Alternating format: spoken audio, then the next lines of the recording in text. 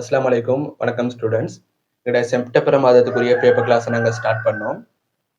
Exam target structure சீரீஸ்னு தான் இந்த paper கிளாஸோட டைட்டில் நான் போட்டிறேன். அதில் டே 1க்குரிய டிஸ்கஷனை நாங்கள் பார்ப்போம். உங்கள் எல்லாருக்கும் அந்த பேப்பர் கிடைச்சிக்கும்னு நான் எதிர்பார்க்குறேன். அதில் முதலாவது இன்ஆர்கானிக் ஸ்ட்ரக்சர் வினா ஒண்டிற, ரெண்டாவது ஃபிசிக்கல் கெமிஸ்ட்ரி ஸ்ட்ரக்சர் வினா ஒண்டிற, மூணாவது வளமையா மாதிரி ஆர்கானிக் ஸ்ட்ரக்சர் ஒண்டிற. அப்போ அதுலேயும் நாங்கள் ஒரு 10 inorganic structure, 10 physical chemistry structure, அதே மாதிரி 10 ஆர்கானிக் ஸ்ட்ரக்சர். அப்போ ஒட்டுமொத்தமா இந்த பேப்பர் கிளாஸ்ல 30 ஸ்ட்ரக்சர் வினாக்கள் டிஸ்கஸ் பண்ணப்படும். அப்போ நாங்கள் முதலாவது ஸ்ட்ரக்சரை பார்ப்போம். ஒரு இன்ஆர்கானிக் ஸ்ட்ரக்சர் ஒன்று தந்தீர. ஏ பார்ட், எக்ஸ் என்பது ஆவர்த்தன அட்டவணையில் முதல் 20க்கு உட்பட்ட மூலகமாகும். அப்ப எக்ஸ்ன்றது ஆவர்த்தன அட்டவணையில முதல் 20க்கு உட்பட்ட மூலகங்கள் அப்படின்னு சொல்றேன். அடுத்தது அணையன் வையுடன் எக்ஸ் ஆனது வன்கார ஊடகம் முன்னிலையில் பாசிச்சாயத்தாலே நீல நிறமாக மாற்றும் வாயு இசடை விடுவிக்கும். எக்ஸ் ஆனது HCl NaOH இரண்டுடனும் தாக்கமுறக்கூடியது. இவ்விரண்டு தாக்கங்களிலும் எரியக்கூடிய ஈரணு வாயு பி ஆனது விடுவிக்கப்படும் அப்படின்னு சொல்லிற. அடுத்த கீழே ஒரு பிரக்கெட் ஒன்றுல குறிப்பூண்டு சொல்லி ஒரு விஷயம் ஒன்று தந்தீர. அதாவது அணையன் வையின் எல்லா உப்புக்களும் நீரில் நன்றாக கரையக்கூடியது அப்படின்னு சொல்லிடு. சரியா? அப்ப இது சம்பந்தமான விளக்கங்களை நாங்க பார்த்து கொண்டு வரோம். அப்ப முதலாவது விஷயம் என்னன்னு சொன்னா, இந்த எக்ஸ் அப்படின்னு சொல்றது அணுவன் 20க்கு உட்பட்ட மூலகம் அப்படின்னு சொல்லிடு. அப்ப அணுவன் 20க்கு உட்பட்ட மூலகம்னு சொன்னா நீங்க அதுல இருந்து மட்டும்தான் உங்களோட மூலகத்தை தெரிவு செய்யணும். அணுவன் 20ஐ தாண்டிய மூலகங்களை நீங்க தெரிவு செஞ்சேன்னு சொன்னா உங்களோட ஆன்சர் பிழையான ஆன்சராக கருதப்படும். சரியா? அதே நேரம் இந்த மூலகத்தை கண்டுபிடிக்கிறதுக்கு ஒரு ஸ்பெஷலான பாயிண்ட் ஒன்று அவங்க சொல்லிட. என்னன்னு பாருங்க. எக்ஸ் ஆனது HCl NaOH இரண்டுடனும் தாக்க முடியக்கூடியதுன்னு சொல்றோம். அப்ப இந்த இடத்துல HCl அப்படின்னு சொல்றது என்ன? இந்த இடத்துல HCl அப்படின்னு சொல்றது என்ன? ஒரு வன் அமிலம். HCl அப்படின்னு சொல்றது ஒரு வன் அமிலம். அதே நேரம் NaOH அப்படின்னு சொல்றது ஒரு வன் மூலம். NaOH அப்படின்னு சொல்றது ஒரு வன் மூலம். அப்ப எக்ஸ்ன்றது இந்த வன்மூலத்தோடையும் வன்னமிலத்தோடையும் தாக்கம் அடைகிறது. அதாவது அமிலத்தோடையும் தாக்கமீற, ஒரு மூலத்தோடையும் தாக்கமீற. அப்ப எக்ஸ்ன்றது எப்படிப்பட்ட மூலகம் ஆயிக்கும்? அமிலத்தோட தாக்கமடைகிற இயல்பையும் கொண்டிருக்கும், காரத்தோட தாக்கமடைகிற இயல்பையும் கொண்டிருக்கும். அதாவது 2 இயல்புகளை கொண்டிருக்கும். அதனால எக்ஸ் எப்படிப்பட்ட மூலகம்? 2 இயல்புகளை கொண்ட மூலகம். அதுக்குத்தான் நாங்க ஸ்பெஷலா பேர் சொல்ற ஈரியல்பை உடைய மூலகம் அப்படின்னு சொல்றோம். அதாவது 2 இயல்புகளை கொண்டிருக்கும். அந்த 2 இயல்புகளும் என்ன? அமிலத்தோட தாக்கமடைகிற இயல்பு, காரத்தோட தாக்கமடைகிற இயல்பு. அப்ப எக்ஸ்ன்ற மூலகம் எப்படிப்பட்ட மூலகம்? ஒரு ஈரியல்புடைய மூலகமாக காணப்படும். ஒரு ஈரியல்பு மூலகமாக காணப்படும். அப்ப ஈரியல்பு மூலகங்களை பொறுத்த மட்டும் எங்களோட சிலபஸ்ல ஈரியல்பு மூலகங்களுக்கு ஒரு லிஸ்ட் உண்டு. அந்த லிஸ்ட்டை நான் எழுதுறேன். அந்த லிஸ்ட்ல இருந்து ஏதாவது ஒரு மூலகம் தான் இந்த எக்ஸ்ன்ற மூலகமாக காணப்படும். சரியா? நான் முதலாவது அந்த லிஸ்ட் எழுதுறேன். ஈரியல்பு மூலகங்கள் எடுத்தாண்டு சொன்னா ஒரு பட்டியல் உண்டு. அந்த பட்டியலை நான் முதல்ல எழுதி கொள்றேன். Beryllium, zinc, aluminium, gallium, SnPb, arsenic, அந்திமணி. இவ்வளவுதான் ஈரியல்பு மூலகங்களாக கருதப்படும். நான் ஒரு நிமோனிக் கொண்டு செல்றதுக்கு அதனால இன்னும் 2 மூலகங்களையும் எட் பண்ணி கொள்றேன். அந்த 2 மூலகங்களும் மீந்தாண்டு சொன்னாதான் அந்த நிமோனிக் கம்ப்ளீட் ஆகும். சரியா? அதுக்காக 2 மூலகங்களை நான் எட் பண்ணி கொள்றேன். அது எட் பண்ணதை உங்களுக்கு பிறகு காரணங்களோட சொல்லித்தாரு. சரியா? கோபால்ட்டையும் குரோமியத்தையும் இந்த இடத்துல போட்டுக்கொள்றேன். அப்ப பாருங்க, பெரிலியம், ஜிங்க், அலுமினியம், கேலியம், டின், PB, ஆர்சனிக், அந்திமணி, கோபால்ட், குரோமியம். சரியா? அப்ப இந்த மூலகங்களை பாடமாக்குறதுக்கு ஒரு நிமோனிக் கொண்டீர நான் இந்த டெலிகிராம் சேனல்ல போட்டீர் இல்லையா? அது ஒரு தரக்க பாத்துக்கோங்க. பியூட்டிஃபுல் ஜாரா அழகிய கணேசுடன் சேர்ந்து பாட்டி ஆசீர்வாதம் சம்மதத்துடன் கொலேஜில் கிறுக்குத்தனமாக காதலித்தனர் அப்படின்னு சொல்லி வரும். சரியா? அந்த நிமோனிக் கம்ப்ளீட் ஆகணும்ன்ற ஒரே ஒரு காரணத்துக்காகத்தான் இந்த 2 மூலகங்களை நான் சும்மா எட் பண்ணிடுறேன். சரியா? அப்ப நீங்க என்ன செய்யணும்? அந்த நிமோனிக்கை வச்சு இந்த மூலகங்களை முதல்ல எழுதிக்கோங்க. எழுதிட்டு இந்த 2 மூலகங்களையும் கிராஸ் பண்ணி கொண்டா சரி. அப்ப இந்த 2 மூலகங்களை தவிர்த்த அதுக்கு பக்கத்துல மற்ற மூலகங்கள் ஈரியல்புடைய மூலகங்களாக கருதப்படும். சரியா? அப்ப இதெல்லாம் தான் ஈரியல்புடைய மூலகங்கள். அதுலயும் ஸ்பெஷலா எடுத்தாண்டு சொன்னா இந்த ஈரியல்பு மூலகங்களோட சேர்த்து இந்த குரோமியமும் மிகை NaOHல கரையக்கூடிய ஹைட்ரோக்சைடுகளை உருவாக்கும். சரியா? இந்த ஈரியல்பு மூலகங்களோட குரோமியத்தையும் சேர்த்து பார்த்தேன்னு சொன்னா அந்த எல்லா மூலகங்களும் மிகை NaOHல கரையக்கூடிய ஹைட்ரோக்சைடுகளை உருவாக்கும். உதாரணமா ஜிங்க் ஹைட்ரோக்சைடு எடுத்தேன்னு சொன்னா அந்த ஜிங்க் ஹைட்ரோக்சைடுன்றது மிகை NaOHல வந்து கரையும். அலுமினியம் ஹைட்ரோக்சைடு எடுத்தேன்னு சொன்னா அதுவும் மிகை NaOHல வந்து கரையும். அதே மாதிரி குரோமியம் ஹைட்ரோக்சைடும் மிகை NaOHல வந்து கரையும். அப்ப தெளிவா விளைவிக்கோங்க, இந்த நிமோனிக்க கம்ப்ளீட் பண்றவனுன்ற ஒரே ஒரு நோக்கத்துக்காகத்தான் கோபால்ட்டையும் குரோமியத்தையும் மெட் பண்ண. சரியா? அப்ப நீங்க அந்த நிமோனிக்க வச்சு இந்த எல்லா மூலகங்களையும் முதலாவது படியில் எழுதிக்கோங்க. அடுத்தது உங்களோட கேள்வியை பொறுத்து நீங்க மூலகங்களை சூஸ் பண்ணுங்க. உங்களோட கேள்வியில ஈரியல்ஃப மூலகங்கள் கேட்டீங்கன்னு சொன்னா இது ரெண்டும் தவிர்ந்த மத்த எல்லா மூலகங்களும் வரும். அப்படி இல்லை, உங்களோட கேள்வியில வந்து மிகை NaOHல கரையக்கூடிய ஹைட்ரோக்சைட்டுகளை உருவாக்கும் மூலகங்கள் அப்படின்னு கேட்டேன்னு சொன்னா இந்த 8 மூலகங்களோட சேர்ந்து இந்த குரோமியமும் வரும். இந்த கோபால்ட்ன்றது எந்த இடத்துலயும் வரல. அந்த நிமோனிக் கம்ப்ளீட் ஆகணும்ன்ற ஒரே ஒரு நோக்கத்துக்காக தான் கோபால்ட்டை வந்து எட் பண்ணிடுறேன். சரியா? அப்ப இந்த இடத்துல பாருங்க, ஈரியல்ஃப மூலகங்கள் சொன்னா இந்த மூலகங்கள் மட்டும்தான் வாரத்துக்கு வாய்ப்பு. அதுலயும் ஸ்பெஷலா என்னன்னு சொன்னா இந்த மூலகங்கள்ல வந்து அணுவெண் 20க்கு உட்பட்ட மூலகம் தான் எக்ஸ் அப்படின்னு சொல்றேன். அப்ப இந்த இடத்துல அணுவெண் 20க்கு உட்பட்ட மூலகங்கள் என்னென்ன? இந்த பெரிலியம் வந்து அணுவெண் 20க்கு உட்பட்ட மூலகம், அலுமினியமும் அணுவெண் 20க்கு உட்பட்ட மூலகம், மத்த எல்லாம் வந்து அணுவெண் 20க்கு மேற்பட்ட மூலகங்களாகத்தான் கருதப்படுறது. அப்ப எக்ஸ்ன்றது வந்து ஒன்று பெரிலியம் ஆயிக்கோணும் அல்லது வந்து அலுமினியம் ஆயிக்கோணும். அணையன் வையுடன் எக்ஸ் ஆனது அணையன் வையுடன் எக்ஸ் ஆனது வன்கார ஊடகம் முன்னிலையில், வன்காரம் என்று சொன்ன என்ன அர்த்தம்? அவடத்துல வந்து OH- வன்கார ஊடகம் முன்னிலையில் பாசிச்சாயத்தாலே நீல நிறமாக மாற்றும் வாயு Z விடுவிக்கும் அப்படின்னு சொல்லிடு. அப்ப பாசிச்சாயத்தாலே நீல நிறமாக மாற்றும் வாயு Z அப்படின்னு சொன்னா நீங்க விளைவிக்கொள்ளணும் அந்த இடத்துல விடுவிக்கப்பட்ட வாயு வந்து ஒரு கார வாயுவாக இருக்கும் அல்லது ஒரு மூலவாயுவாக வந்து காணப்படும். மூலவாயு தான் பாசிச்சாயத்தால நிறத்தை வந்து நீல நிறமாக மாற்றும். அதாவது சிவப்பு பாசிச்சாயத்தால நீல நிறமாக மாற்றக்கூடிய பதார்த்தங்கள் வந்து கார பதார்த்தங்கள் அல்லது மூலிகைகளுடைய பதார்த்தங்களாகத்தான் காணப்படும். அப்ப இந்த இடத்துல விடுவிக்கப்பட்ட வாயு எப்படிப்பட்ட வாயு? ஒரு மூலவாயு. அப்ப எங்கட சிலபஸை பொறுத்த மட்டும் மூலவாயுன்னு சொல்லி வாரது வந்து NH3 மட்டும்தான். இந்த அமோனியா கேஸ் மட்டும்தான் மூலவாயுன்ற இடத்துல வந்து பெரிதளவுல வந்து வரக்கூடிய வாயு. இதை தவிர்த்த பெரும்பாலான வாயுக்கள் வந்து அமில வாயுக்களாகத்தான் இல்லை. உதாரணமா சொல்ல போனோம்னு சொன்னா NO2 case, SO2 case, CO2 case, H2S case, அந்த மாதிரியான எல்லா வாயுக்களும் நாங்க எங்களோட சிலபஸ்ல படிக்கக்கூடிய பெரும்பாலான வாயுக்கள் வந்து அமில வாயுக்களாகத்தான் இல்லை அல்லது நடுநிலையான வாயுக்கள் தான் இல்லை. உதாரணமா நைட்ரஜன், ஆக்சிஜன், அந்த மாதிரியான வாயுக்கள் வந்து நடுநிலையான வாயுக்கள். அப்ப மூலவாயு வந்தன்னு சொன்னா பெரும்பாலும் அந்த இடத்துல வந்து இந்த NH3 கேஸ் தான் வரும். அப்ப இசட்ன்றது வந்து NH3, அதை நாங்க இனம் கண்டாச்சு. அப்ப NH3 கேஸ் வரணும்னு சொன்னா இந்த இடத்துல என்ன அணையன் ஈக்கணும்? உண்டோ NO2- அணையன் ஈக்கணும் அல்லது வந்து NO3- அணையன் வந்து ஈக்கணும். சரியா? இது வந்து ஒரு ஃபேமஸான தாக்கம். NO3- அயனை இனம் காண்றதுக்கு பயன்படுத்துற ஒரு படிமுறை தான் வந்து இந்த தாக்கம். சரியா? அப்ப இடத்துல என்ன நடந்தீர? நைதரசன் தாழ்த்தப்பட்டீர, அதோட சேர்ற எக்ஸ்ன்ற சேர்வை ஒற்றியற்ற பட்டீர். அப்ப இடத்துல வார மூலகம் என்ன? பெரிலியமா வரணும், அலுமினியமா? இது ஒரு ஃபேமஸான தாக்கம். அப்ப என்ன வரும்? அலுமினியம் தூள் தண்ணி வந்து இந்த இடத்துல வரும்.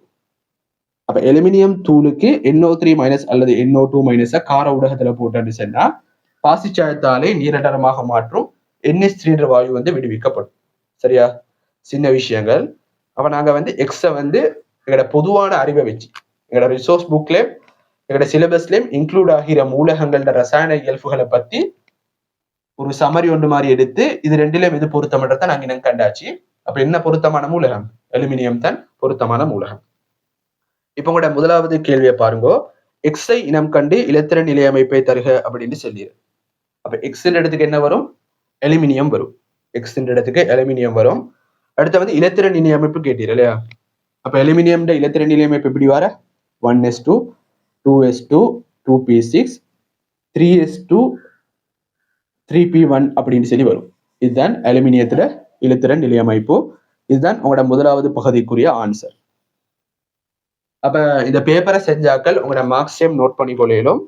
இந்த அலுமினியத்தை இனம் காண்றதுக்கு வந்து உங்களுக்கு 7 மார்க்ஸ் வரும். அதே நேரம் வந்து இலத்திர நிலையமைப்பு எழுதுறதுக்கு வந்து 4 மார்க்ஸ் வந்து வரும். சரியா? அலுமினியத்தை இனம் காண்றதுக்கு 7 மார்க்ஸ், இலத்திர நிலையமைப்புக்கு வந்து 4 மார்க்ஸ். அப்போ ஒட்டு மொத்தம் இடத்துல 11 மார்க்ஸ் வந்து வரும். அடுத்து 2வது பகுதியை பாருங்க. அணையன் வை கமா வாயு இசட் கமா வாயு பி என்பவற்றை இனம் காண்க அப்படின்னு சொல்லிடுறேன். அதுல வந்து அணையன் வை அப்படின்னு சொல்றது என்ன? உண்டோ NO3 மைனஸ் அயனாக ஈக்கலும் அல்லது வந்து NO2 மைனஸ் அயனாக வந்து ஈக்கலும். அப்ப இது ரெண்டிலையும் எந்த அணையன் இவ்விடத்துல மிகவும் பொருத்தம்ன்றத நாங்க அடுத்த படியில வந்து இனம் காணணும் இல்லையா?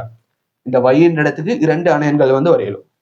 ஒன்றோ NO3 மைனஸ் வரலாம் அல்லது வந்து NO2 மைனஸ் வந்து வரையலும். அப்ப இது ரெண்டிலும் எந்த அணையன் பொருத்தம் அப்படின்றது இனம் காண்றதுக்கு தான் கடைசியில வந்து ஒரு பிராக்கெட்ல வந்து ஒரு குறிப்பு ஒன்று தந்திரேன். அந்த குறிப்பை வாசிங்கோ. அணையன் வையின் எல்லா உப்புக்களும் நீரில் நன்றாக கரையக்கூடியது அப்படின்னு சொல்லிடுறேன். அப்ப இந்த 2 அணையன்களையும் எடுத்தான்னு சொன்னா NO3 மைனஸ் உப்புக்கள் தான் NO2 மைனஸ் உப்புக்களை விட கூடுதலாக வந்து கரையும். சரியா? அப்ப இந்த இடத்துல பொருத்தமான அணையன் என்ன? இந்த ரெண்டிலையும் பொருத்தமான அணையன் வந்து NO3 மைனஸ். அப்ப உங்களோட அணையன் வை என்ற இடத்துல போட்டுக்கோங்க அணையன் வை சமன் NO3 மைனஸ். அடுத்த வந்து வாயு இசட பத்தி கேட்டீங்க இல்லையா? வாயு இசட்னா என்ன? இந்த பாசிச்சாயத்தாலே நீல நிறமாக மாற்றும் வாயு. அப்ப அந்த இடத்துக்கு என்ன வாயு பொருத்தம்? அமோனியா கேஸ் தான் பொருத்தமான வாயு. அப்ப Y என்றது வந்து NO3 மைனஸ், Z என்றது வந்து NH3, Pன்றது என்ன? அதைத்தான் நாங்க அடுத்து இனம் காணணும் இல்லையா? அப்ப என்ன சொல்லிடுறவங்க அந்த முதலாவது வசனத்தை வாசி பாருங்க. X ஆனது HCl NaOH இரண்டுடனும் தாக்கமுறக்கூடியது. இவ்விரண்டு தாக்கங்களிலும் எரியக்கூடிய ஈரணு வாயு P ஆனது விடுவிக்கப்படும் அப்படின்னு சொல்லிடுற. அப்ப நாங்க தாக்கங்களை எழுதி பார்ப்போம். இந்த இடத்துல தாக்கங்கள் எழுதி பார்ப்போம். அதாவது அலுமினியத்துக்கும் HCl NaOHக்கும் இடையிலான தாக்கங்களை நாங்க எழுதி பார்ப்போம். அப்ப முதலாவது வந்து நாங்க அலுமினியத்துக்கும் அமிலத்துக்கும் இடையிலான தாக்கத்தை பார்ப்போம். இந்த தாக்கத்துல வந்து AlCl3யும் AlCl3 என்ற சேர்வையும் ஐதரசன் வாயுவும் வந்து விடுவிக்கப்படும். ஐதரசன் வாயுவும் விடுவிக்கப்படும். தாக்கத்தை சமப்படுத்தினு சொன்னா 3 ஐதரசன் கேஸ் 6 HCl 3 ஐதரசன் gas 6 HCl 2 aluminium chloride 2 aluminium என்று சொல்லி வரும். இதுதான் சமப்படுத்தப்பட்ட தாக்கம். அடுத்து வந்து 2வது தாக்கம் அலுமினியத்துக்கும் NaOHக்கும் இடையிலான தாக்கம். அலுமினியமும் NaOHம் தாக்கம் அடைஞ்சான்னு சொன்னா NaAlO2வும் ஐதரசன் கேஸும் உருவாகும். அப்ப இந்த 2 தாக்கங்களையும் உருவாகக்கூடிய வாயு விலை பொருட்கள் என்ன? ஐதரசன் கேஸ் தான் கொமனாக உருவாகக்கூடிய வாயு. இந்த வாயு வந்து எரியக்கூடிய ஒரு வாயு, அதே நேரம் ஈரணு வாயு. அப்ப வாயு பீன்றது என்ன? ஐதரசன் கேஸை தான் அவங்க இந்த இடத்துல செல்லவாரு. அப்ப வாயு பி அப்படின்னு செல்லக்கூடிய வாயு என்ன? ஐதரசன் வாயு. இப்ப இது இயல்புகள் சரியானு கொஞ்சம் கிராஸ் செக் பண்ணி பாருங்க. என்ன சொல்லிற? எரியக்கூடிய ஈரணு வாயு அப்படின்னு சொல்லிற. சரியா? அப்ப ஐதரசன்ன்றது வந்து ஈரணு வாயு, அதுல டவுட் இல்லை, எல்லாருக்கும் தெரிஞ்ச விஷயம் தான். ஐதரசன்ன்றது ஈரணு வாயு, அதே நேரம் வந்து எரியக்கூடிய வாயு. இந்த ஐதரசன்ன்றது வந்து ஒரு எரிபொருளாக பயன்படுத்தப்படக்கூடிய வாயு. அப்ப எரிபொருளாக பயன்படுத்தப்படுறேன்னு சொன்னா அதுக்கு எரியிற தன்மை வந்து ஈக்கணும் இல்லையா? அப்ப வந்து பீன்றது வந்து ஐதரசன் கேஸாக காணப்படும். அப்ப உங்களோட 2வது வினால வந்து மார்க் பண்ணிக்கோங்க. Yன்றது வந்து NO3 மைனஸ் அணையான், பீன்றது வந்து ஐதரசன் வாயு, Z அப்படின்னு சொல்றது வந்து அமோனியா கேஸ். அடுத்து வந்து அதோட மார்க்ஸையும் நீங்க நோட் பண்ணிக்கோங்க. நீங்க ஆன்சர் எழுதி இருந்துச்சுன்னா மார்க்ஸை நோட் பண்ணிக்கோங்க. அந்த 3க்கும் 12 மார்க்ஸ் வந்து வரும். ஒரு விடைக்கு 4 மார்க்ஸ் வீதம், 3க்கும் வந்து 12 மார்க்ஸ் வந்து வரும். சரியா? அடுத்த 3வது கேள்வியை பாருங்க. வன்கார ஊடகத்தில் Xக்கும் Yக்கும் இடையிலான தாக்கத்தின் சமன் செய்த சமன்பாட்டை தருக அப்படின்னு சொல்ற. அப்ப அவங்க கேட்கறது வந்து இந்த தாக்கத்தை இல்லையா?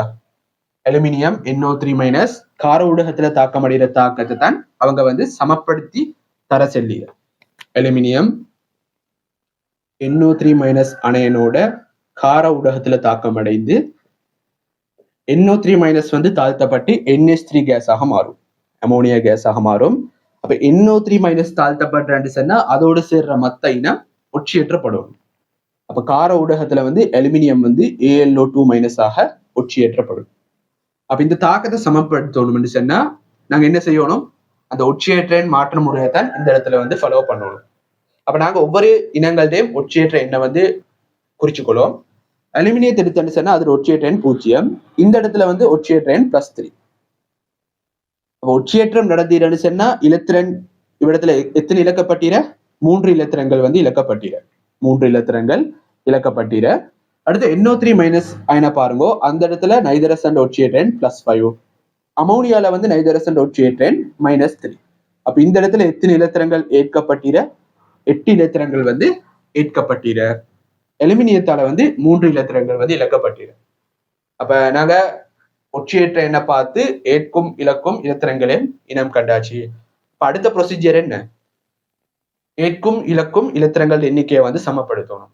அப்படி சமப்படுத்துறதுக்கு வந்து இந்த இலத்திரங்கள் எண்ணிக்கையை வந்து மல்டிப்ளை பண்ணணும் இல்லையா? இந்த 8ஆல வந்து அலுமினியத்தை மல்டிப்ளை பண்ணணும். அப்ப 8 அலுமினியம் வாரண்டு சொன்னா 8 AlO2 மைனஸ் வரும். அதே மாதிரி இந்த இடத்துல 3 இலத்திரன் சொன்னா 3 NO3 மைனஸ் வரும், 3 அமோனியா கேஸ் வந்து வரும். சரியா? அப்ப நாங்க பிரதான அணுக்களை சமப்படுத்தியாச்சு. அடுத்த வந்து ஏற்றத்தை சமப்படுத்துவோம். அப்ப விளைவு சைட்ல பாருங்க, எத்தனை ஏற்றம் இரண்டு? 8 மறை ஏற்றங்கள் ஈர. தாக்கி சைட்ல வந்து 3 மறை ஏற்றங்கள் ஈர. அப்ப ஏற்றத்தை சமப்படுத்துறதுக்கு நாங்க என்ன செய்யணும்? தாக்கி சைட்ல 5 மறை ஏற்றங்களை வந்து எட் பண்ணு சொன்னா தாக்கி சைட்லயும் விளைவு சைட்லயும் ஏற்றங்கள் வந்து சமப்படுத்தப்படும். அப்ப 5 மறை ஏற்றங்கள் வரணும் என்று சொன்னா 5 OH மைனஸ் வரணும். சரியா? இப்ப பிரதான அணுக்களும் சமப்படுத்தப்பட்டாச்சு, ஏற்றமும் சமப்படுத்தப்பட்டாச்சு. அடுத்தது நாங்க என்ன செய்யணும்? ஆக்சிஜன் டேம் ஹைட்ரஜன் டேம் எண்ணிக்கையை சமப்படுத்துறதுக்கு தாக்கி சைட்ல அல்லது விளைவு சைட்ல நீர் மூலக்கூறுகளை வந்து போடுவோம். அப்ப இந்த இடத்துல பாருங்க, விளைவு சைட்ல வந்து 9 ஹைட்ரஜன் நீர், தாக்கி சைட்ல வந்து 5 ஹைட்ரஜன் நீர். அப்ப இவ்விடத்துல ஹைட்ரஜன் எண்ணிக்கை எங்க குறையுற? தாக்கி சைட்ல ஹைட்ரஜன் எண்ணிக்கை குறையுற 4 அலகுகளால குறையுற. அப்ப ஹைட்ரஜன் 4 அலகுகளால குறையுறன்னு சொன்னா தாக்கி சைட்ல 2 நீர் மூலக்கூறு வந்து வரும். இப்ப பாருங்க, 5 ஹைட்ரஜன், 4 ஹைட்ரஜன், மொத்தம் 9 ஹைட்ரஜன். விளைவு சைட்லயும் 9 ஹைட்ரஜன். இப்ப தாக்கம் சமப்படுத்தப்பட்டாச்சு. அப்ப இந்த தாக்கத்தை வந்து உங்களோட 3வது கேள்விக்கு கீழிருக்கிற அந்த இடைவெளியில வந்து எழுதிக்கோங்க. சரியா? அப்ப இந்த தாக்கத்தை எழுதி சமப்படுத்துறதுக்கு உங்களுக்கு வந்து மொத்தம் 5 மார்க்ஸ் வந்து கிடைச்சும். மொத்தம் 5 மார்க்ஸ் வந்து கிடைச்சும். அடுத்து வந்து 4வது கேள்வியை பாருங்க. எக்ஸின் கற்றையன் அடங்கிய கரைசலுக்கு CO3 சேர்க்கப்படின் ஏற்படும் அவதானிக்கக்கூடிய அவதானங்களை தருக அப்படின்னு சொல்லிடு.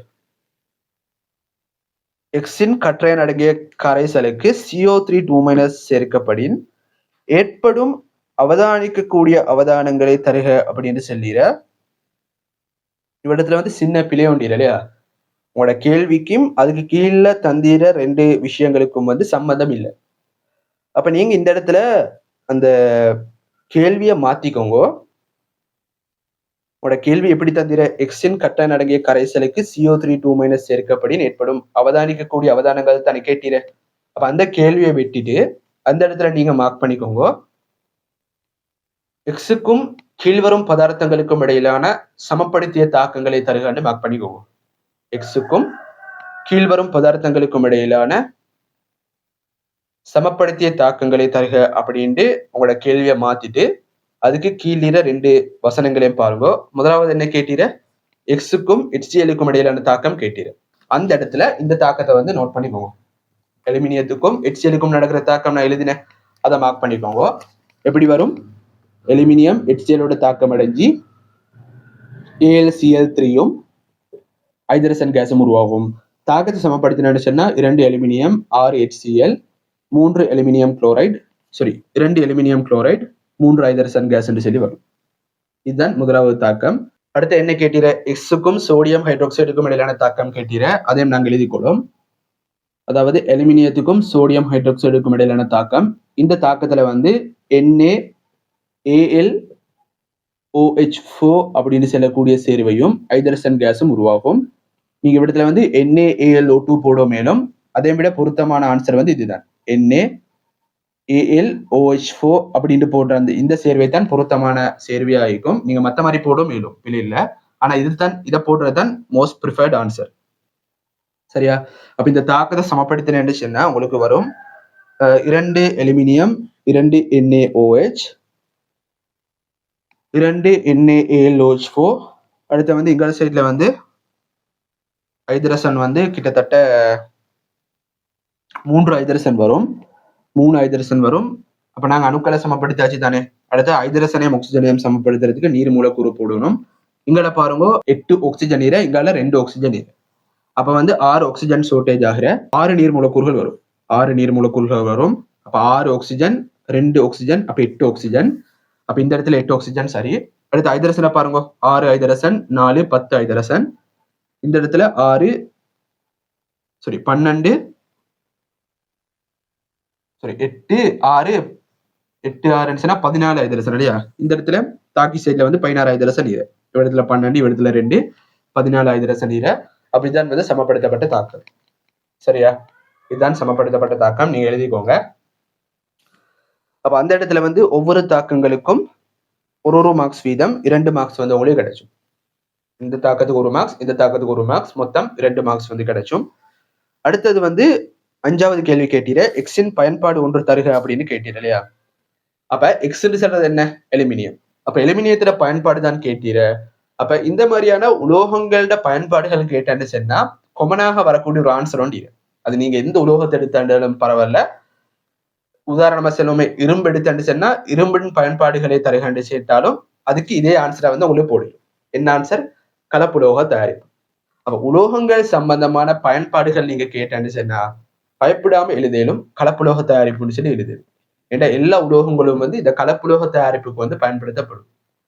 அப்ப கலப்புலோக தயாரிப்புன்னு உங்களோட ஆன்சரை வந்து எழுதிக்கோங்க. 5வது பகுதிக்கு கலப்புலோக தயாரிப்புன்னு சொல்லி வரும்.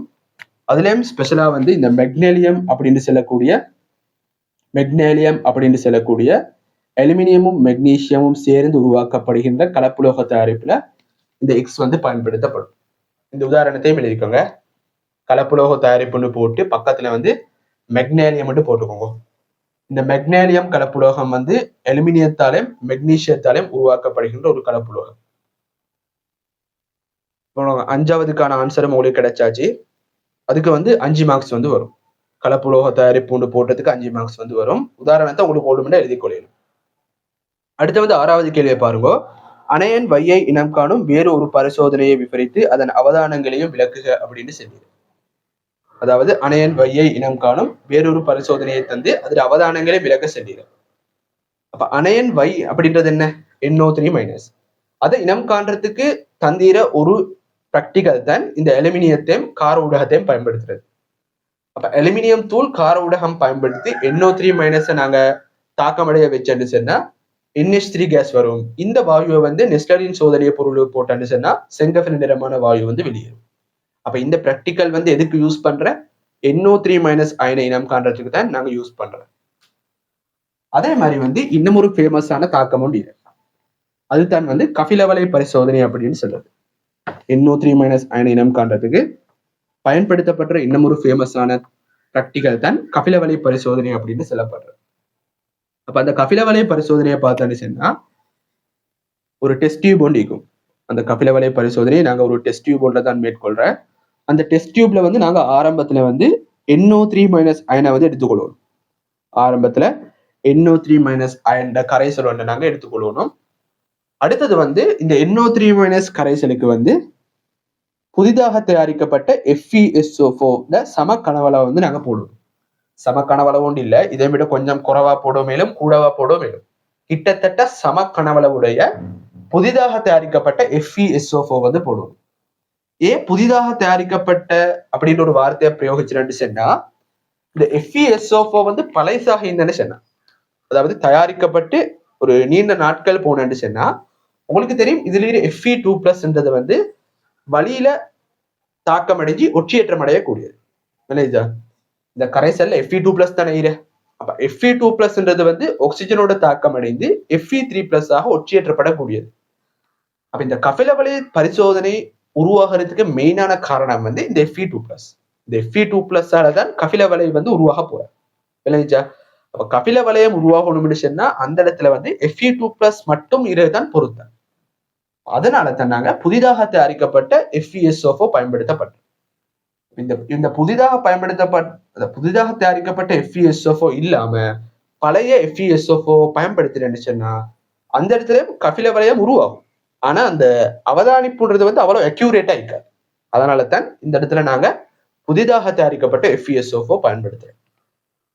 அப்படி பயன்படுத்தி நாங்க இந்த இடத்துல ஊத்தினு சொன்னா இதுல கனவளவு வந்து கூடும். அப்ப கீழே NO3- அயனிக்கும் அடுத்தது வந்து FeSO4 போட்டோன்னு சொன்னா அதோட கனவளவு வந்து ஒரு குறித்த அளவால வந்து கூடும். அடுத்தது நாங்க என்ன செய்யறோம்னு சொன்னா செறிந்த H2SO4 போடணும். அதை போடுறதுக்கு ஒரு ஸ்பெஷலான மெத்தட் உண்டு. சரியா? அந்த செறிந்த H2SO4 எப்படி போடுறேன்னு சொன்னா, இந்த பரிசோதனை குழாயிட சுவர் வழியாக வந்து நாங்க ஊத்துவோம். இந்த பரிசோதனை குழாயிட சுவர் வழியாக வந்து செலுத்துவோம். இப்படி ஃபுல்லா விடப்படாது. நாங்க வளமையாக சோதனை பதார்த்தங்களை போடுற மாதிரி ஃபுல்லா ட்ராப் பண்ணல. இதுக்கு வந்து ஒரு ஸ்பெஷலான ப்ரொசீஜர். என்ன செய்யணும்? இந்த செறிந்த H2SO4 இந்த பரிசோதனை குழாயிட சுவர் வழியாக வந்து செலுத்துவோம். அப்படி செலுத்தினு சொன்னா இந்த மேல்நீர கரைசலுக்கும் கீழ்நீர கரைசலுக்கும் இடைப்பட்ட அந்த இடைமுகத்துல வந்து ஒரு கபில வளையம் வந்து உருவாகும். அப்ப இதான் வந்து NO3- அயனை இனம் காண்றதுக்கான இன்னும் ஒரு ப்ரொசீஜர். அப்ப நான் செல்ற மாதிரி எழுதிக்கோங்க. நான் உங்களோட பாயிண்ட்ஸ் சொல்றேன், அந்த இடத்துல வந்து எழுதிக்கோங்க. அப்ப இதை வந்து உங்களோட வசன நடையில எழுதினு சொன்னா உங்களோட மார்க்ஸ் வந்து கிடைக்கும். நான் சொல்ற மாதிரி எழுதிக்கோங்க. பரிசோதனை குழாயில் NO3- கரைசல் பெறப்படும். பரிசோதனை குழாயில் ஆரம்பத்துல வந்து NO3- அயன் பெறப்படும். சமக்கனவளவு புதிதாக தயாரித்த FeSO4 கரைசல் சேர்க்கப்படும். பின் சிறிதளவு செறிந்த H2SO4 இணை மெதுவாக சோதனை குழாயின் சுவரின் வழியாக வழிந்தோட விடப்படும். முதலாவது என்ன சொல்ற? பரிசோதனை குழாயில வந்து NO3- அயன் எடுக்கணும். அடுத்தது வந்து புதிதாக தயாரிக்கப்பட்ட FeSO4 சமக்கனவளவை போடணும். மூன்றாவது வந்து சிறிதளவு செறிந்த H2SO4 பரிசோதனை குழாயின் சுவர் வழியாக வழிந்தோட விடு. அதுதான் 3 முக்கியமான பாயிண்ட்ஸ். அப்ப இதுதான் வந்து பரிசோதனை செய்யறதுக்கான முறை. இப்ப இடத்துல கேட்டீரதானே, சோதனையை விவரித்துன்னு சொல்லிற. அந்த சோதனையை விவரிக்கிறதுல வந்து 3 பாயிண்ட் தேவை. முதலாவது வந்து பரிசோதனை குழாயில ஆரம்பத்துல NO3- அயன் ஈக்கணும். அதுதான் முதலாவது பாயிண்ட். ரெண்டாவது பாயிண்ட் வந்து புதிதாக தயாரிக்கப்பட்ட FeSO4 சமக்கனவளவை போடுறன்றது தான் ரெண்டாவது பாயிண்ட். மூணாவது பாயிண்ட் என்ன? சிறிதளவு செறிந்த H2SO4 பரிசோதனை குழாயின் சுவர் வழியாக வழிந்தோட விடல். அதுதான் மூணாவது பாயிண்ட்.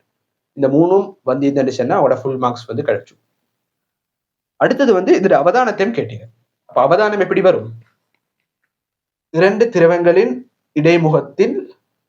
திரவங்களும் சந்திக்கும் இடைமுகத்தில் கபில வளையம் உருவாக்கப்படும். இரண்டு கரைசல்களின் இடைமுகத்தில் மெல்லிய கபில நிற வளையம் தோணும்னு போடுவாங்க. இரண்டு கரைசல்களினதும் இடைமுகத்தில் மெல்லிய கபில நிறமான வளையம் தோன்றும் அப்படின்றத போட்டுக்கோங்க. அப்ப இப்படி நீங்க ஃபுல்லா எழுதியிருந்தேன்னா உங்களுக்கு வந்து 7 மார்க்ஸ் வந்து கிடைக்கும். சரியா? எப்படி ஃபுல்லா எழுதியிருந்தேன்னா 7 மார்க்ஸ் வந்து கிடைக்கும். அடுத்த வந்து எங்களோட பி பாட்டை நாங்க பார்ப்போம். கீழே தரப்பட்ட பட்டியலில் இருந்து பொருத்தமான கரைசலை தெரிவு செய்து பெட்டியினுள் எழுதி கீழே தரப்பட்ட தாக்கங்களை பூரணப்படுத்துக அப்படின்னு சொல்லிடுற. அப்ப கீழே 5 தாக்கங்கள் தந்திர. அந்த 5 தாக்கங்களையும் வந்து 5 பாக்ஸ் வந்து தந்திர. அந்த 5 பாக்ஸ்லயும் வந்து நாங்க 5 சேர்வைகளை வந்து அந்த பட்டியல் இது தெரிவு செஞ்சு போடணும். அப்படி தெரிவு செஞ்சு நாங்க போட்டோன்னு சொன்னா வரக்கூடிய விளைபொருட்களை பாருங்க. எல்லா இடத்துலயும் வந்து வீழ்படி உருவாகிற மாதிரி காட்டிற. அந்த A திண்மம்ன்றது ஒரு வீழ்படிவு, உருவாகக்கூடிய B திண்மமும் ஒரு வீழ்படிவு, அதே மாதிரி CDE அந்த 5 சேர்வைகளும் வீழ்படிவு தான் தந்திர. அப்ப இந்த 5 தாக்கங்கள்ல கட்டாயம் வீழ்படிவுகள் உருவாகணும். சரியா? கட்டாயம் என்ன உருவாகணும்? வீழ்படிவுகள் உருவாகணும். அந்த வீழ்படிவுகளோட அடிப்படையில தான் நாங்க வந்து அந்த பட்டியல தந்திர கரைசல்களை வந்து தெரிவு செய்யணும். அப்ப முதலாவது நாங்க வீழ்படிவுகளை வந்து இனம் காணணும். அதை வச்சுதான் அதுக்குரிய கரைசல்களை வந்து பட்டியலிருந்து சூஸ் பண்ணுவோம். சரியா? அப்ப அதுக்கு முன்னே இந்த போர்டை பாருங்க. நான் ஒரு விஷயம் மட்டும் எழுதிடுறேன் இல்லையா? உங்களோட கேள்வியில தந்திர அந்த 5 கரைசல்களையும் இந்த பக்கத்துல எழுதிடுறேன். HBr, barium chloride, PbNO3 twice, AgNO3, sodium hydroxide. அந்த 5 சேர்வைகளையும் நான் இந்த பக்கத்துல எழுதிட்டு அதுக்கு மேல உங்களோட பட்டியல்ல தந்திர 5 கரைசல்களையும் எழுதிடுறேன். அப்ப நாங்க முதல்ல தாக்கமடைஞ்சா வீழ்படிவுகள் எங்கெங்க உருவாகுறன்றதை முதல்ல ஐடென்டிஃபை பண்ணும். இந்த HBrக்கு இந்த 5 சேர்வைகளை போட்டான்னு சொன்னா வீழ்படிவு உருவாகக்கூடிய ஒரே ஒரு இடம் இந்த இடம் மட்டும்தான்.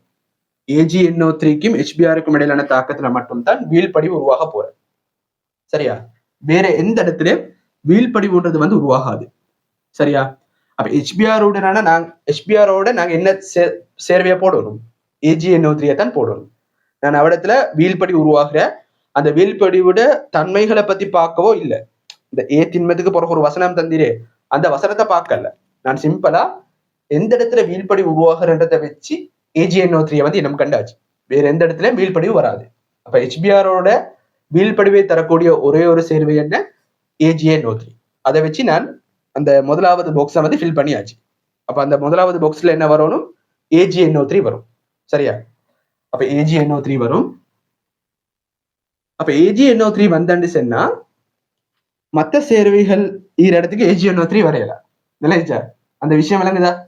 HBRோட AgNO3 தாக்கம் அடைஞ்சான்னு சொன்னா இந்த மற்ற 4 சேர்வைகளோட AgNO3 தாக்கம் அடைகிற மாதிரியான விடைகள் வந்து வரையலாம். சரியா? மற்ற 4 சேர்வைகளும் ஏதாவது ஒன்று தான் இந்த 4க்கும் வரணும். அப்ப அதை நான் க்ளோஸ் பண்ணிடுறேன். அடுத்தது பாருங்க, பேரியம் குளோரைடோட வீழ்படிவுகளை தரக்கூடிய சேர்வைகளை பாருங்க. இந்த அலுமினியம் நைட்ரேட்டுக்கு வீழ்படிவு வராது, KIக்கு வீழ்படிவு வராது, சோடியம் சல்பேட்டுக்கு வீழ்படிவு வரும் இல்லையா? சோடியம் சல்பேட்டுக்கு பேரியம் குளோரைட் போட்டு சொன்னா பேரியம் சல்பேட்ன்ற வீழ்படிவு வரும். அந்த இடத்துல பாக்ஸுக்கு வர பொருத்தமான ஆன்சர் என்ன? சோடியம் சல்பேட் தான் வரும். அப்ப நான் இந்த இடத்துல அந்த வீழ்படிவுகளோட தன்மை பத்தி நான் பார்க்கல.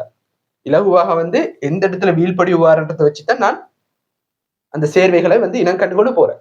விளைச்சா பேரியம் குளோரைடோட வீழ்படிவு தரக்கூடிய ஒரே ஒரு சேர்வை இந்த சோடியம் சல்பேட். அப்ப சோடியம் சல்பேட்டை நான் கிராஸ் பண்ணி கொள்றேன். அப்ப உங்களோட 2வது பாக்ஸ்ல சோடியம் சல்பேட்டை வந்து போட்டுக்குவோம்.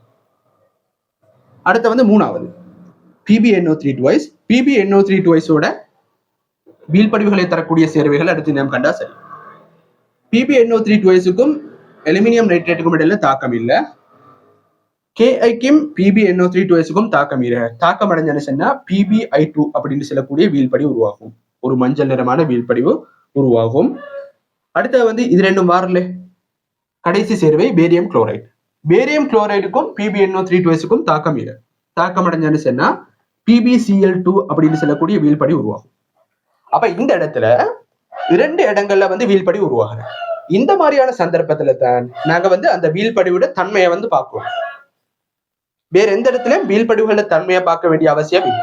எப்படி சொன்னா இந்த 2 இடங்கள்ல ஒரே ஒரு சேர்வை மட்டும்தான் வீழ்படிவுகளை தாரு. இந்த HBr வந்து AgNO3யோட மட்டும்தான் வீழ்படிவை தாரு. அப்ப நான் அந்த வீழ்படிவோட தன்மைகளை பத்தி பார்க்க வேண்டிய அவசியம் இல்லை. சரியா? இப்ப இந்த இடத்துல மட்டும் தான் வீழ்படிவு வாரான்னு சொன்னா பொருத்தமான சேர்வை AgNO3 தான். அதை வச்சு உங்களோட முதலாவது பாக்ஸை ஃபில் பண்ணு. அதே மாதிரி 2வதுலயும் அப்படித்தான். பேரியம் குளோரைட்டோட வீழ்படிவை தரக்கூடிய ஒரே ஒரு சேர்வை இந்த சோடியம் சல்பேட் மட்டும்தான். அதை வச்சு நான் 2வது பாக்ஸையும் ஃபில் பண்ணியாச்சு. ஆனா 3வது பாக்ஸ் அப்படி என்னால லேசா ஃபில் பண்ணல. 2 இடங்கள்ல வீழ்படிவு வார 2 இடங்கள்ல வீழ்படிவு வந்து சொன்னா நாங்க வீழ்படிவோட அந்த இயல்புகளை பார்த்து தான் எந்த சேர்வை பொருத்தமானதுன்றதை வந்து நாம் காணணும். இப்ப உங்களோட இயல்புகளை பாருங்க. வெந்நீரில் கரையும் வெள்ளை நிற வீழ்படிவோடு செல்லிடும். அப்ப இந்த 2 வீழ்படிவுகளையும் எடுத்தாண்டு சொன்னா 2 வீழ்படிவுகளும் வெந்நீர்ல கரையும். இந்த PbI2வும் வெந்நீர்ல கரையிற, PbCl2வும் வெந்நீர்ல கரையிற. ஆனா இவ்விடத்துல என்ன செல்லிட? வெந்நீரில் கரையும் வெள்ளை நிற வீழ்படிவோடு செல்லிட. அப்ப இவ்விடத்துல வெள்ளை நிற வீழ்படிவுகள் என்ன? இந்த PbI2ன்றது வந்து ஒரு மஞ்சள் நிறமான வீழ்படிவு. ஆனா PbCl2 தான் வெள்ளை நிறமான வீழ்படிவு. அப்ப இந்த இடத்துல PbNO3 twiceக்கு போட வேண்டிய சேர்வை என்ன? பேரியம் குளோரைட் தான் போடணும். அப்படி போட்டு சொன்னா PbCl2 வரும். அந்த PbCl2 தான் வெந்நீர்ல கரையக்கூடிய வெள்ளை நிற வீழ்படிவாக காணப்படுறது. அப்ப நாங்க 3வது பாக்ஸையும் ஃபில் பண்ணியாச்சு. இப்ப 3வது பாக்ஸ்ல வந்து பேரியம் குளோரைடை வந்து போட்டுக்குவோம். அடுத்து 4வது AgNO3 இல்லையா? AgNO3யோட வீழ்படிவுகளை தரக்கூடிய சேர்வைகள். இப்ப நான் இதையும் கிராஸ் பண்ணி கொள்றேன். என்று சொன்னா பேரியம் குளோரைட் ஆல்ரெடி பெய்தாச்சு. இப்ப இது 2க்கும் இடையில தான் காம்படிஷன். AgNO3 எடுத்தான்னு சொன்னா AgNO3க்கும் இதுக்கும் தாக்கம் ஈர, ஆனா வீழ்படிவு வரல இல்லையா? அப்ப அலுமினியம் நைட்ரேட் வரையலாம் அப்படின்னு சொன்னா என்ன வரணும்? KI தான் வரணும். இப்ப KI வரேன்னு சொன்னா அந்த 4வது பாக்ஸ்ல வந்து KI வந்து போட்டுக்கோங்க. பொட்டாசியம் அயோடைட போட்டுக்கோங்க. KIயோட AgNO3 தாக்கம் அடைஞ்சான்னு சொன்னா AgI அப்படின்னு சொல்லக்கூடிய ஒரு வீழ்படிவு வந்து உருவாகும். AgI அப்படின்னு சொல்லக்கூடிய ஒரு மஞ்சள் நிறமான வீழ்படிவு வந்து உருவாகும். அடுத்தது வந்து சோடியம் ஹைட்ரோக்சைடோட நடக்கக்கூடிய தாக்கம். அந்த இடத்துல டிஃபால்ட்டா என்ன வார? இவர் தான் வரணும். ஏன்னா மத்த எல்லாரும் பாக்ஸ் எல்லாம் வந்தாச்சு. அப்ப அடுத்தது வந்து அலுமினியம் நைட்ரேட் தான் வரணும். அப்போ உங்களோட 5வது பாக்ஸ்ல வந்து போட்டுக்கோங்க அலுமினியம் நைட்ரேட்டை போட்டுக்கோங்க. அப்ப அலுமினியம் நைட்ரேட் சோடியம் ஹைட்ராக்சைடோட தாக்கம் அடைஞ்சு சொன்னா அலுமினியம் ஹைட்ராக்சைடு வீழ்படிவு உருவாகும். அலுமினியம் ஹைட்ராக்சைடு வீழ்படிவு உருவாகும். சரியா? அப்ப உங்களோட 5 பாக்ஸ்லயும் நாங்க ஃபில் பண்ணியாச்சு. முதலாவது பாக்ஸ்ல AgNO3 வரும், 2வது பாக்ஸ்ல வந்து சோடியம் சல்ஃபேட் வரும், 3வது பாக்ஸ்ல பேரியம் குளோரைட், 4வது பாக்ஸ்ல வந்து பொட்டாசியம் அயோடைட் வரும், 5வது பாக்ஸ்ல வந்து அலுமினியம் நைட்ரேட் வந்து வரும். சரியா? இந்த இடத்துல நான் எப்படி அந்த சேர்வைகளை தெரிவு செஞ்சது விளங்குதா? முதலாவது வந்து எந்த இடங்கள்ல வீழ்படி உருவாகிறான்னு பார்த்தேன். ஒரு இடத்துல வீழ்படி உருவாகிறேன்னு சொன்னா அந்த வீழ்படிவை உருவாக்கக்கூடிய சேர்வை தான் அந்த பாக்ஸ்ல வரும். அதை வச்சு நான் இந்த முதலாவது சேர்வை, 2வது சேர்வை, அதே மாதிரி வந்து 4வது 5வது இது எல்லாத்தையும் அதை வச்சுதான் செஞ்சேன். இந்த 3வதுல மட்டும்தான் 2 சேர்வைகள் வந்து வீழ்படிவுகளை தாரும். அந்த மாதிரியான இடத்துல தான் நான் வந்து அந்த வீழ்படிவுகள ரசாயன இயல்புகளை பார்த்தேன். அதை வச்சு நான் PbCl2 தான் வாரான்னு சொல்லி பேரியம் குளோரைடை வந்து அந்த பாக்ஸ்ல வந்து ஃபில் பண்ணேன். சரியா? அப்ப இப்படி செஞ்சான்னு சொன்னா உங்களோட கேள்வி இலகுவாக மாறும். அப்படி இல்லாட்டி நீங்க ஒவ்வொரு வீழ்படிவுகள்டையும் ரசாயன இயல்புகளை கண்டு அதுல கன்ஃபியூஸ் ஆகி மரணம் பாக்ஸ்ல ஃபில் பண்ண போனோம்னு சொன்னா உங்களோட டைம் வந்து பெரிய அளவுல போகும். அப்படி இல்லாம இப்படி ஒரு சார்ட் ஒன்றை போட்டுக்கொண்டு எந்த இடத்துல வீழ்படிவு வாரத்தினம் கண்டடிச்சுன்னா லேசான விஷயம். சரியா? அப்ப நாங்க பாக்ஸை ஃபில் பண்ணியாச்சு. அடுத்த கேள்வியை பார்ப்போம். வீழ்படிவுகளை இனம் காண்கண்டு சொல்லிடுறேன். அப்ப ஏன்ற இடத்துல AgBr வரும், ஏன்ற இடத்துல AgBr வரும். பி வீழ்படிவு என்ன?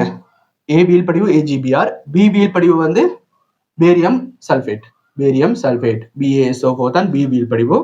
C வீழ்படிவு வந்து PbCl2, D வீழ்படிவு வந்து AgI, E வீழ்படிவு வந்து அலுமினியம் ஹைட்ராக்சைடு. அந்த 5 மார்க் பண்ணிக்கோங்க. இதுல மார்க்ஸ் நான் சொல்றேன். அந்த பாக்ஸை ஃபில் பண்றதுக்கு உங்களுக்கு 25 மார்க்ஸ். எல்லா பாக்ஸும் சரியா இருந்ததுன்னு சொன்னா ஒவ்வொரு பாக்ஸுக்கும் 5 மார்க்ஸ் வீதம் 25 மார்க்ஸ் வந்து வரும். அடுத்தது வீழ்படிவுகளை இனம் காண்றதுக்கு ஒரு வீழ்படிவுக்கு 1 மார்க்ஸ் வீதம் 5 மார்க்ஸ் வந்து வரும். அடுத்தது வந்து 2வது கேள்வியை பாருங்க. ABCDE உருவாவதற்கான தாக்கங்களை அந்த சமப்படுத்திய சமன்பாடுகளை தருகாண்டு சொல்லிடுற இல்லையா? ABCDE உருவாவதற்கான சமன்பாடுகளை தருகாண்டு சொல்லிடுற அந்த சமன்பாடுகளையும் நாங்க சுருக்க எழுதி கொண்டு வரோம். முதலாவது என்ன? HBrக்கும் AgNO3க்கும் இடையிலான தாக்கம். தாக்கத்துல வந்து AgBrம் AgBr வீழ்படிவும் இந்த மாதிரியான வீழ்படிவுகள் உருவாகிற இடத்துல ஒரு அம்புக்குறியோட போடுவோம். அப்பதான் அந்த வீழ்படிவு உருவாகிற இடத்தை வந்து இலகுவாக விலகி கொள்ளக்கூடியதா இருக்கும். அடுத்தது வந்து HNO3 வர இல்லையா? HNO3 வர அப்படிதான் வந்து தாக்கம். 2வது தாக்கம் என்ன? பேரியம் குளோரைடுக்கும் சோடியம் சல்ஃபேட்டுக்கும் இடையிலான தாக்கம். இந்த தாக்கத்துல வந்து பேரியம் சல்ஃபேட் வீழ்படிவும் சோடியம் குளோரைடும் உருவாகும். 2 சோடியம் குளோரைடும் உருவாகும். இதுதான் வந்து சமப்படுத்திய தாக்கம். அடுத்த 3வது தாக்கம் PbNO3 டுவைஸுக்கும் பேரியம் குளோரைடுக்கும் இடையிலான தாக்கம்.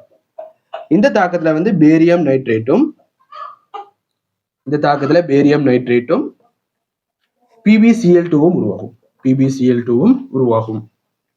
இந்த தாக்கத்தை சமப்படுத்தினு சொன்னா ஒரு சமப்படுத்தப்பட்டு தான் இல்லையா? தாக்கம் சமப்படுத்தப்பட்டு தான் வீழ்படிவு உருவாகிற இடத்துல இப்படி ஒரு அம்புக்குறிய வந்து காட்டிக்கும்.